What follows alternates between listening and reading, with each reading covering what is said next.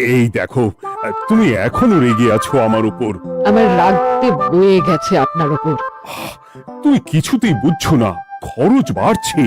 আয় না বাড়লে চলবে কি করে রাজ্য? বিদেশে আমাকে যেতেই হবে। সব বুঝেছি, সব বুঝেছি।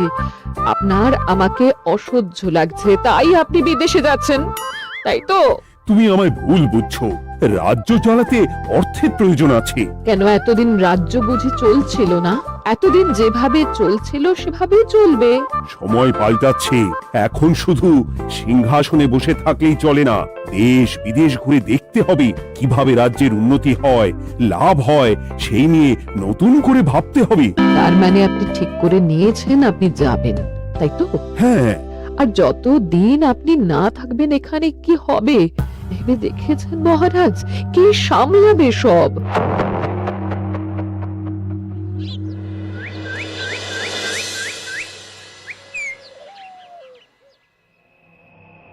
চিঠি?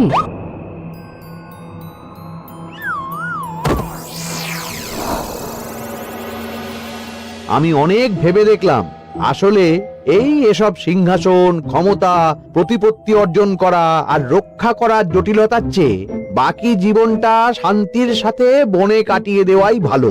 বলছি সবই তো বুঝলাম, কিন্তু এই শান্তিটা কে?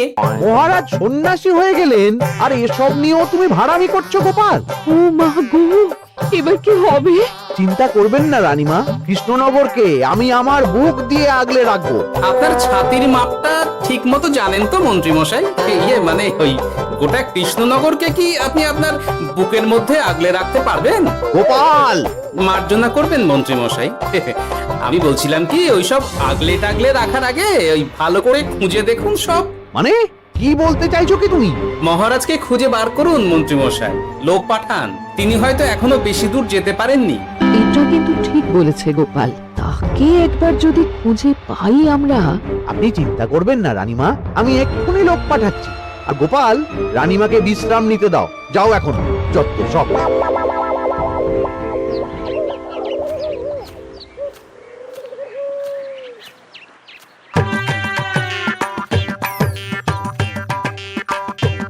কই গো, গেলে কই? এক ঘটি জল দাও দেখি। ওই জলই খেতে হবে, শুধু জল। ঘরে এক দানাও চাল নেই। যদি বাজারে না গেলে আজ হরি মটো। রাজ্যে রাজা নেই আর তুমি ঘরে চাল নেই বলে চিল্লামিল্লি করছো, চত্ব সব। ও মা গো, মহারাজ রাজ্যে নেই তো গেলেন কই? বনবাসে। সে কি গো, এবার কি হবে তাহলে? কপালে যা লেখা আছে তাই হবে, আর কি। এই তোমার চাকরিখানা থাকবে তো? না থাকলে বাটি হাতে বেরোবো, চিন্তা কি?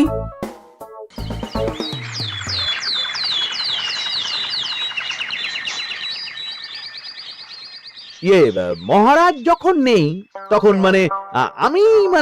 আমি যখন এ রাজ্যের মহামন্ত্রী, তখন আমি এত মানে মানে করার কি আছে মন্ত্রী মশাই?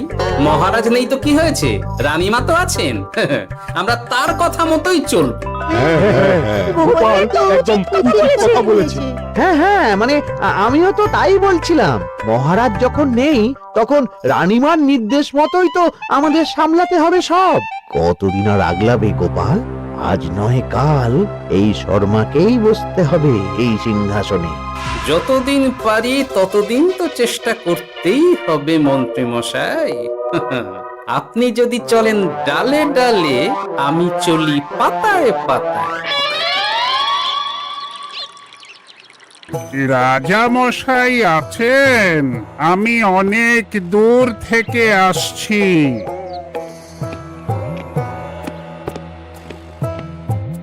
মন্ত্রীমশাই, একজন সাধু এসেছেন রাজামশাইয়ের সঙ্গে দেখা করতে। বলছেন অনেক দূর থেকে এসেছেন। জানো না মহারাজ এখন নেই? যাও, চলে যেতে বলো ওকে। মহারাজ নিরুদ্দেশ।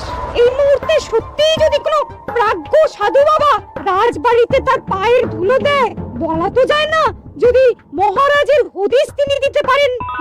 ঠিক ঠিক, একদম ঠিক বলছেন পণ্ডিত মশাই। বেশ বেশ, ডেকে আনো তাকে, দেখি সে কি বলে। মহারাজ, আমার প্রণাম নেবেন। উনি মহারাজ নয়, উনি মন্ত্রী।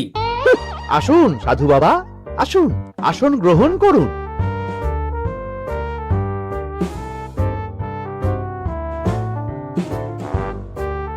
এ কি করলেন সাধু বাবা? এটা তো মহারাজের সিংহাসন। আপনার জন্য আমি অন্য আসনের ব্যবস্থা করে দিচ্ছি, আপনি বরং সেখানে বসুন। ওহ, রাজাই যখন নেই তখন তার সিংহাসনে বসতে ক্ষতি কি? আপনি কি করে জানলেন মহারাজ নেই? বুঝলি না, সাধু বাবা যে অন্তর্যামী গোপাল। আর কি হবে? উনি যদি বলে দেন মহারাজ কোথায় আছেন, তাহলে তো আমার আর পণ্ডিত মশাই, আগেই ওরকম হামলে পড়বেন না। আচ্ছা, আপনি যদি অন্তর্যামী হন, বলুন তো আমাদের রাজা মশাই কোথায় গেছেন? জবর জটা কালো চুলে দেনামা অতীত বলেন। বুম! মহারাজ বনবাসে গেছেন। এটা যখন বলেছেন সাধু বাবা, তাহলে মহারাজ এখন কোথায় আছেন সেটাও নিশ্চয়ই আপনি বলে দিতে পারবেন। আহ গোপাল, সব বিষয়ে নাক গলিও না তো তুমি। ঠিক ঠিক আছে, রাজা মশাইকে নিয়ে চিন্তা হওয়া তো খুবই স্বাভাবিক। কিন্তু গোপাল, রাজা মশাই বনবাসে গেছেন, তাকে আর সংসার মায়ায় বাঁধা ঠিক কাজ হবে না। এ আপনি কি বলছেন সাধু বাবা? মহারাজ না থাকলে রাজ্য চলবে কেমন করে? নতুন রাজা নির্বাচন করতে হবে।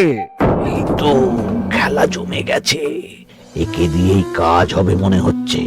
আহা সাধু বাবা, এসব নিয়ে নয় পরে আলোচনা করা যাবে। এই কে আছো? সাধু বাবার পা ধুইয়ে দাও ভালো করে। না, বিষয়টা ঠিক সুবিধের মনে হচ্ছে না। আহা মন্ত্রী, করেছ কি?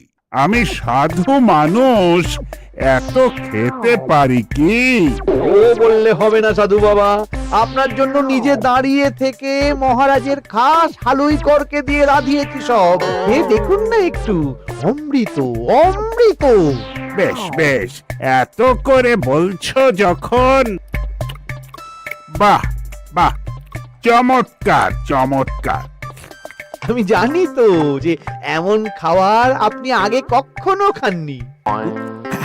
তা বটে বটে, ভেবেছিলাম কটা দিন বিশ্রাম নিয়ে চলে যাব।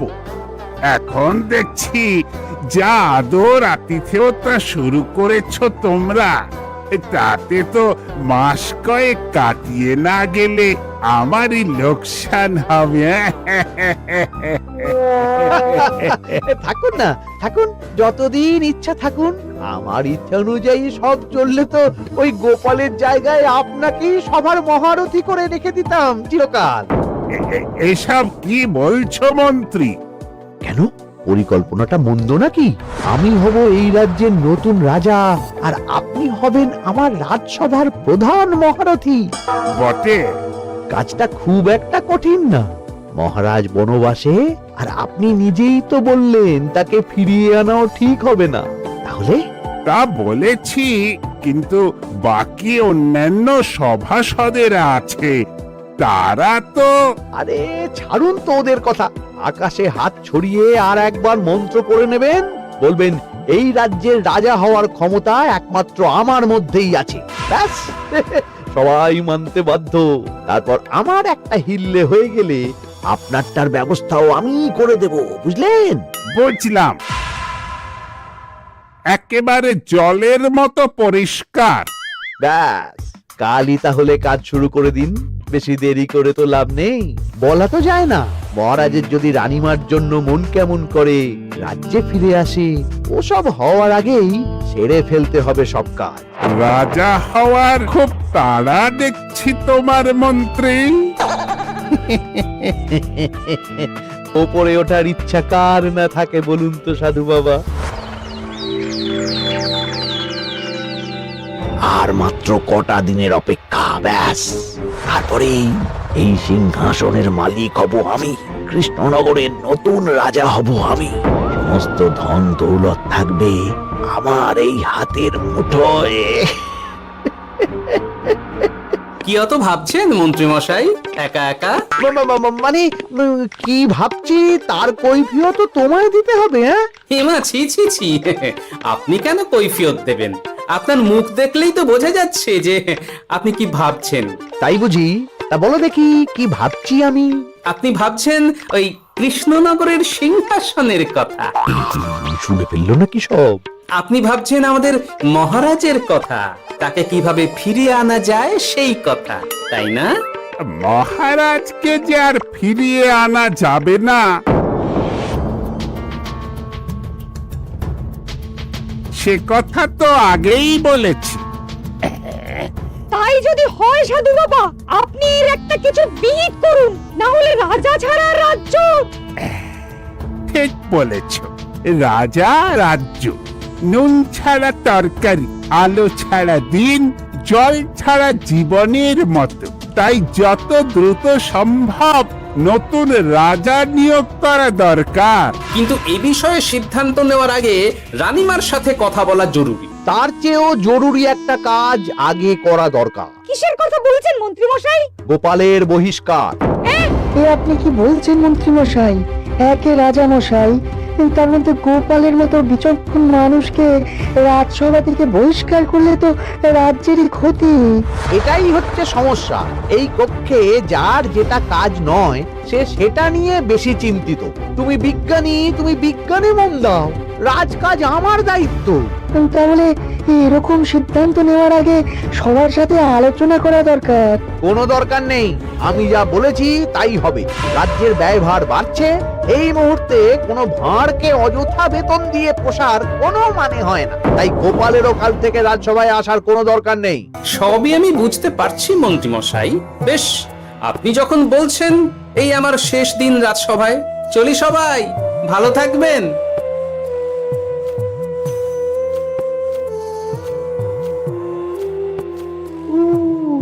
এত সহজে যে বেটা মাঠের বাইরে চলে যাবে বুঝতেই পারিনি আগে। এবার আমার আর সিংহাসনের মাঝে নেই কোনো বাধা, নেই কোনো কাটা। তুমি চিন্তা করো না, আমি নিজে মন্ত্রীর সাথে কথা বলবো। না না রানীমা, সেসবের দরকার নেই। মহারাজ ছাড়া রাজবাড়ি শূন্য শূন্য লাগে, আমারও মন লাগছে না এখানে। বেশ, যা ভালো বোঝো তাই করো, তবে ডাকলে এসো কিন্তু। হ্যাঁ রানীমা, নিশ্চয়ই আসবো। এখন আমি চলি। যাক, এই কদিনে মাথাটা খেলানোর সময় পাওয়া যাবে একটু, না হলে কেমন যেন গুলিয়ে যাচ্ছে সব।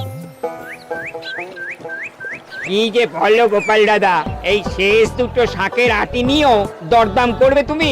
ওরে, আমি বেকার মানুষ, দরদাম না করে উপায় আছে আমার? শোনো শোনো শোনো, মহারাজ কৃষ্ণচন্দ্রের অবর্তমানে কৃষ্ণনগরে নতুন রাজা হিসেবে নির্বাচিত হবেন রাজ্যের মহামন্ত্রী। সেই শুভানুষ্ঠানে রাজবাড়িতে আমন্ত্রণ রইল। এসব কি হচ্ছে বলো তো গোপাল দাদা, ভিতরের খবর আছে নাকি কিছু? না গো ভাই, তুমিও যা জানো আমিও ততটুকুই জানি।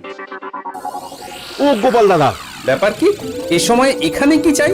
রানীমার জরুরি তলব, এখনই ওই রাজবাড়ি যেতে হবে তোমাকে। কিন্তু আমার যে বাজার হয়নি এখনো। আরে ওসব বাজার টাজার পরে হবে, তুমি এখন আমার সাথে চলো তো। মন্ত্রীকে আমি বিশ্বাস করেছিলাম, ও যে এইভাবে বিশ্বাসের সুযোগ নেবে আমি একদম বুঝতে পারিনি। আমাদের এক্ষুনি অন্যান্য সভাসদদের সাথে কথা বলা দরকার রানীমা। কারোর সাথে কথা বলার দরকার নেই রানীমা, আমি নিজেই চলে এসেছি আপনার সাথে কথা বলতে। এখানে কি জন্য এসেছো গোপাল? রানীমার কান ভাঙাতে? বাহ, আপনি সবার মাথা মুড়িয়ে সিংহাসন কবজা করতে পারেন, আর আমি রানীমাকে সেই সত্যি কথা জানাতে পারি না? চুপ! ভুলে যেও না, আমি কৃষ্ণনগরের হবু রাজা। মুখ সামলে কথা বলবে আমার সাথে। এসব কি হচ্ছে মন্ত্রী মশাই? রাজা মশাই নেই, সেই সুবাদে এ কি শুরু করেছেন আপনি? আমায় আপনি ভুল বুঝবেন না রানীমা, আমার হয়ে যা বলার সাধু বাবাই আপনাকে বুঝিয়ে বলবে সব। উনি আর কি বোঝাবেন? কতদিন এসেছেন উনি, কি জানেন এই রাজ্যের বিষয়ে? সাধনা মা, সবই সাধনা। সাধনার জোর থাকলে সবকিছুই জানা যায়, ভূত ভবিষ্যৎ অতীত সব। সেই জোর থেকেই বলছি মা, মন্ত্রীর কপালে আমি জ্যোতি দেখতে দেখতে পাচ্ছি মন্ত্রী যদি রাজ্যের রাজা হয় এ রাজ্যের উন্নতি কেউ ঠেকিয়ে রাখতে পারবে না। আপনাদের একটা কথাও বিশ্বাস করি না আমি, এসব আপনাদের ষড়যন্ত্র। এ আপনি ভুল করছেন রানীমা। যা হোক, যে কথা আমি বলতে এসেছি, রাজা যখন আমি হচ্ছি তখন তো আমাকে এই প্রাসাদেই থাকতে হবে, ফলে আমার স্ত্রীকেও এখানে এসেই থাকতে হবে। সে তো আর একা থাকতে পারবে না। তাই আপনি যদি এই ঘরটা ছেড়ে দিতেন। কিন্তু মন্ত্রীমশাই, তুমি কি বলছো মন্ত্রী? এখানে না থাকলে রানীমা থাকবেন কোথায়? আর আমি তো এমন কোন বিধান দিইনি যে রানীমাকে অন্যত্র পাঠাতে হবে। সবকিছুর জন্য তো আপনার বিধান দরকার নেই সাধু বাবা, এ আমার নিজের বিধান। আমি রাজা হব, আমার স্ত্রী রানী হবে, তারও তো অধিকার আছে রানীর মতো থাকার, রানীর মহলে থাকার। আপনার ব্যবস্থা আমি অন্যত্র করে দেব রানীমা, আপনি কিচ্ছু ভাববেন না। হাজার হোক আপনি আমাদের প্রাক্তন মহারাজের স্ত্রী বলে কথা। কি বলো গোপাল? আমার মনটা আসলে অনেক অনেক বড়, তোমরা খালি দেখতে পাও না সেটা। কাজটা কি আপনি ঠিক করলেন মন্ত্রীমশাই? শোনো গোপাল, আমাকে ঠিক ভুল বোঝাতে এসো না তুমি, বরং কাল সময় মতো চলে এসো। কৃষ্ণনগরের নতুন রাজার রাজ্যাভিষেকের জন্য মহাভোজের আয়োজন হবে। যতদিন পাচ্ছ খেয়ে নাও পেট ভরে।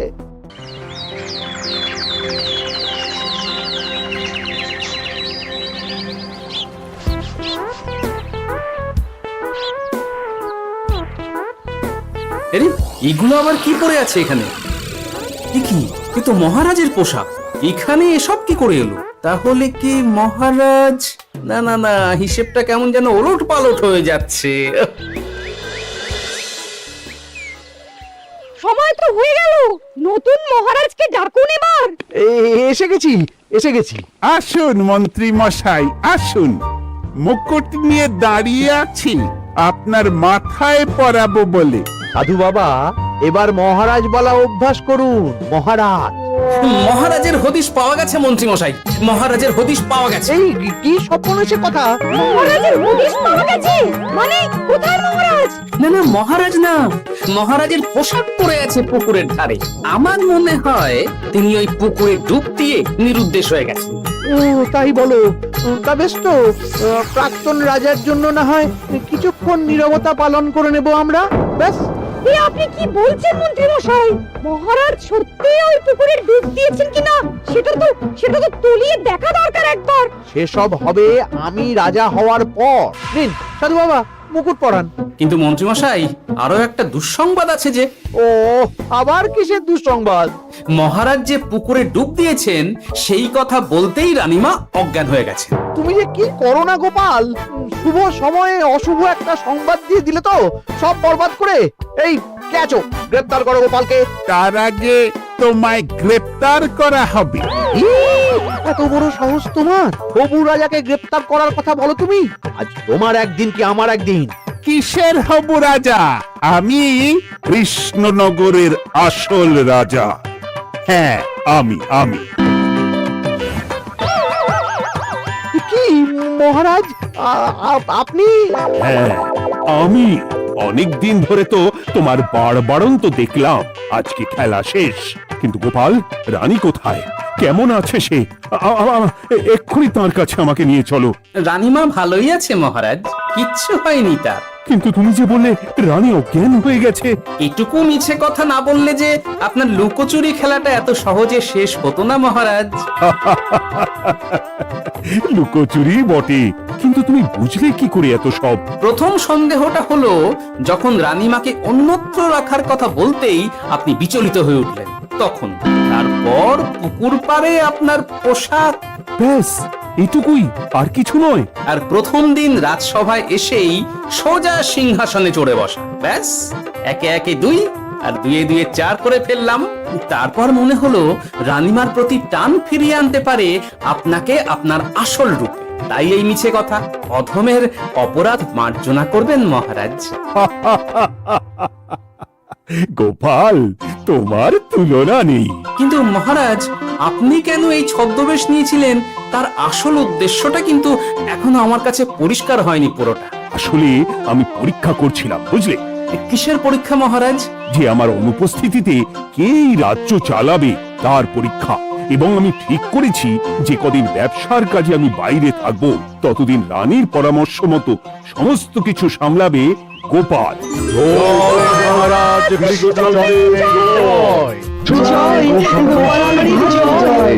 আর আমি মহারাজ? তুমি তুমি থাকবে পেয়াদা। এ কি শুধু জল আর ভাত? আগেই বলেছিলাম বেশি বেরো না, বেরো না, রাজা হবেন। এখন খাও খাও, জল ভাত খাও। চেষ্টায় তুমিও আমাকে ভুল বুঝলে গিন্নি।